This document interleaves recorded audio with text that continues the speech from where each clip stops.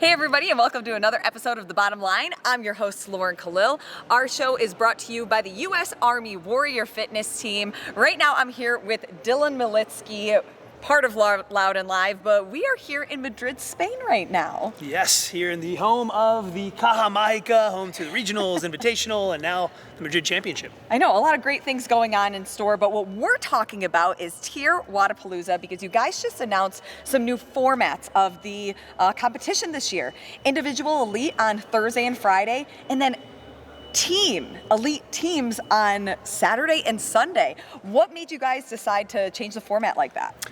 Well, we've seen sort of a development over the last 3 or 4 years, and we've taken all this data into account of seeing a little bit of a drop-off in terms of the caliber of competitor that wants to compete individually, especially in the off-season. They work their butts off year-round through the Open, through semifinals, then into the games, and they're looking for a true off-season. And we also, though, recognize that Wodapalooza itself is a really good touch point on the calendar for athletes to connect with fans. So we wanted to make it more enticing for the elite to compete. We're not here to put a beat down on competitors, and that's just what this now represents, is just 2 days of competition versus Thursday, Friday, and Saturday or Sunday. You can only compete in one or the other. But the other big benefit, too, is that they can compete in both if they so choose. So you talk about the beat down.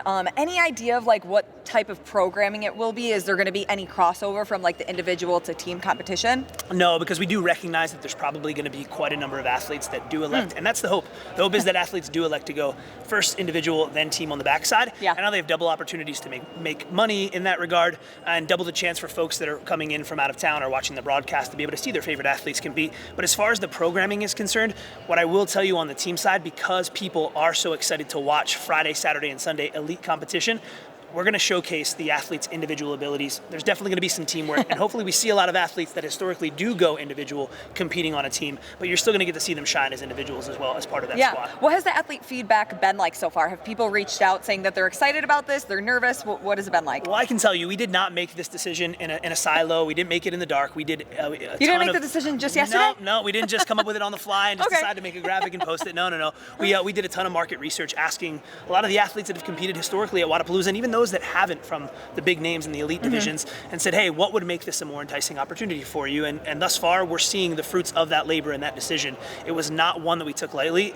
We battled back and forth with, do we put teams first, then individuals second? Yeah. Do we do an alternating individuals, teams? Do we cut the elite competition down to just 3 days of elite individuals and teams? Do we have them overlap? And ultimately where we landed was with this format in particular, and the reception from the elite competitor side has been great. What I will say, putting the elite athletes aside, I think some of the fans are skeptical. At least we've seen a little bit of mixed emotion on social media. People like, well, hey, no, we want to see the elite individuals compete all 4 days. And I think people are just not so excited about change. But once they see the names that do confirm to compete at Wodapalooza this year, which we're hearing behind the scenes and we're seeing in people's reactions, I think they're going to be very happy with the update. When we're thinking about the spectators and the fans, I mean, Wodapalooza is such a big party where fitness is happening. Are you guys worried about what the spectator turnout might be earlier in the week for that Thursday and Friday? No, as a matter of fact, I think the turnout will be better because that's the time where people are going to see the individuals compete. So no, not at all. I think Thursday and Friday are going to be just as exciting. And also keep in mind, for the regular, the 99%, the average Joe, we consider Wodapalooza the CrossFit Games for those average Joes, for the 99%. This is their touch point on the calendar to showcase their abilities because they don't have true aspirations of making it to the CrossFit Games, or at least not in the near future. Some of them may be down the road. So on that note, though, they're checking in on Thursday. So now folks are going to get to check in for competition. Volunteers that are primarily volunteering over Friday, Saturday, and Sunday get to watch the elite athletes on Thursday. This is a day about them. We also make Thursday open to the public, so it's not a ticketed day.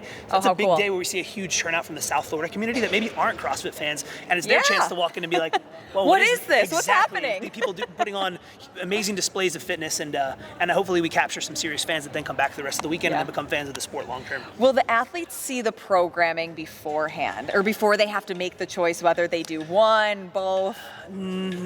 Likely, no. They're going to have to confirm beforehand for sure. Yeah. They're not going to necessarily see any specific events released. We definitely released all of our programming well before the weekend itself, but no, they're not going to have that much of a glimpse. But they'll know that they'll have an idea of the volume, which in the past, think about it, it's been 2 or 3 workouts a day across 4 days. So Thursday, Friday, Saturday, and Sunday, it's 8 to 10 workouts total. It's only going to be 4 or 5 events for individuals, 4 or 5 events for teams. Okay, so not a total beatdown if people do both, and something that I'm sure game Games athletes are prepared to when they have like 15 events at the CrossFit Games. Yeah, and we actually took a page out of the book of, I don't know if you remember, the East Coast Championships. Yeah, sure. That was one event that we took a ton of took a lot of data points from, and seeing how successful that was. They had individuals across 2 days, and then they had these super teams on Sunday. We didn't want to completely remove one full day of competition, so we kept Thursday, Friday, Saturday, and Sunday, and the prize purse has yet to be announced, but I will tell you the number is going to be right where it was last year, and they're going to have to do half the work to get there. Not bad at all. Have any athletes reached out to you to confirm what they're doing? Yes, but I want to keep that sort of tight to the vest. Okay, I think you've probably seen some on social. If you go to the post which we announced, you can see in the comments people are like, "We're all in. We're going to troll the social media." I love that. Yeah, make sure to go to Wodapalooza. That's a good strategy. What is your bottom line when it comes to changing the format for TYR Wodapalooza? This year, we have made a huge commitment. Our theme is taking one step back to take 3 steps forward. And we understand that this is going to be something that is received maybe in a mixed emotion sort of way. Let this year's event do the talking.